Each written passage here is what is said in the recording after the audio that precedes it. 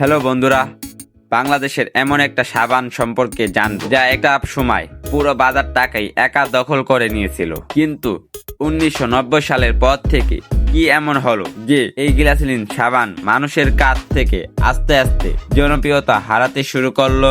সব জানা যাবে আজকের এই ভিডিওতে। এটি কমান্ডো সোপ কোম্পানি লিমিটেড। কোম্পানিটি শুরু হয় 1948 সালে, তবে 1970 সাল থেকে শুরু হয় কসকো সাবানের পথ চলা। এই কসকো সাবান এতটাই জনপ্রিয় ছিল যে বিয়ে বাড়িতে বা অন্য কোনো উৎসবে এই সাবান উপহার দেওয়া হতো।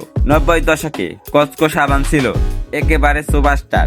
যেখানে যাবেন সেখানেই দেখবেন এদের রাজত্ব। টিভি বিজ্ঞাপন, পত্রিকা, এমন কোন জায়গা বাদ ছিল না যেখানে কসকো সাবান নেই। এই কসকো সাবান জনপ্রিয়তার আরেকটি কারণ হলো এটি অন্য সাবানের মতো তাড়াতাড়ি ক্ষয় হতো না, অনেক সময় ধরে ব্যবহার করা যেত।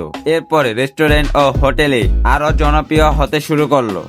এছাড়াও এই সাবান গ্লিসারিন থাকার কারণে ত্বকের জন্য ভালো, এই জন্য ডাক্তাররা পরামর্শ দিয়ে থাকেন এই সাবান ব্যবহার করতে।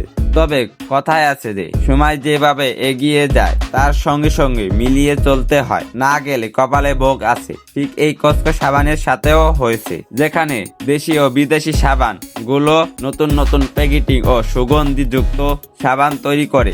এছাড়া মডেলদের দিয়ে ডিজিটাল ভাবে বিজ্ঞাপন দেয়। সময়ের সাথে তাল মিলিয়ে চলার ফলে ব্র্যান্ডগুলো খুব তাড়াতাড়ি মার্কেটটাকে দখল করে নিতে শুরু করে। আর কসকো সাবান সেই পুরানো বিজ্ঞাপন, নতুন কোনো বিজ্ঞাপন নেই, নতুন কোনো ডিজাইন নেই।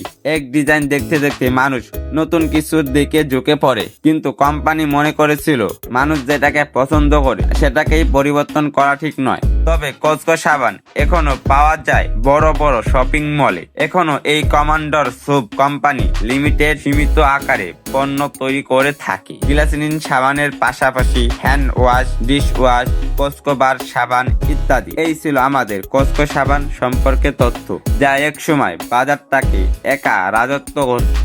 সময়ের সাথে তাল মিলিয়ে না চলার ফলে এই সাবানকে সবাই বলেই গিয়েছে।